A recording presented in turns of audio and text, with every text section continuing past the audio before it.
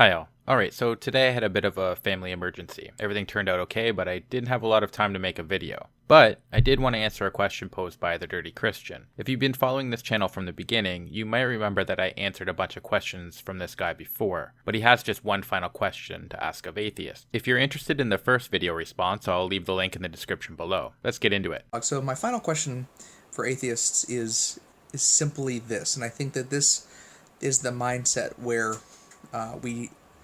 this is going to define where you're at.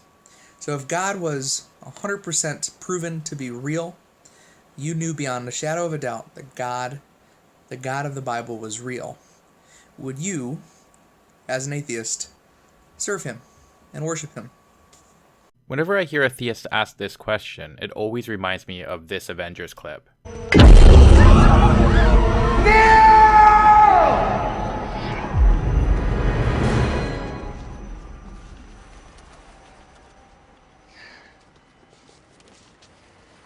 Is not this simpler?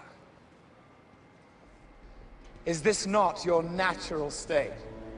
And maybe it is. Maybe there is a certain percentage of us who long to be dominated, to be ruled, to be subjugated by something more powerful than ourselves. However, I'm not one of them. I don't understand why an entity that is supposedly responsible for the creation of entire galaxies would care one bit if we worshipped it. My short answer is no, I wouldn't worship your deity. I would acknowledge its existence, as well as its power, but I would see no reason to grovel to it, nor do I think such an entity would need my worship or even desire it. An ant is more significant to me than I would be to such a being. Do I demand that the ant worship me? If it did, would I care? If an ant lives out its natural life without once groveling in submission to my awesome power, would I feel the need to punish it? No, of course not. Besides all of that, your particular god is a blood-drenched, oppressive totalitarian, willing to punish people for thought crimes. According to your own scriptures, this being punishes Adam and Eve's ancestors because they did something against its will. It murders children for no other reason than to teach someone else a lesson. It kills babies in their sleep.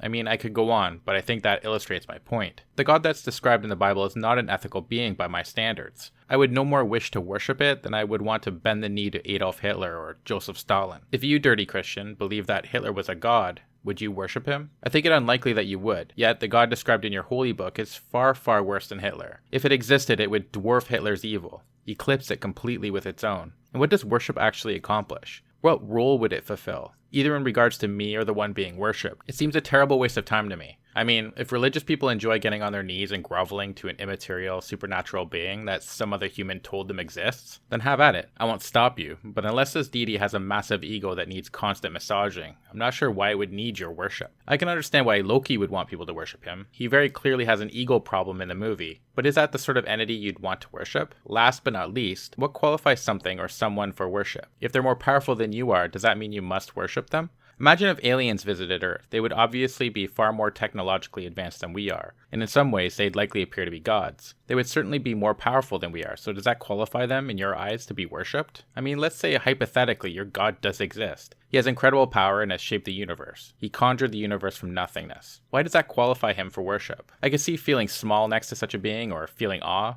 but why does that translate into getting down on your knees and groveling to it? Honestly, I just don't understand this sort of thinking. I've never understood it, and for that I'm thankful. Anyhow, how would you answer the Dirty Christian's question? Thanks for watching, take care, and cheers. Oh, let me light that for you, babe. Wow. Yeah, magic fingers. Jesus Christ! What? Get the Escalade, we're out of here.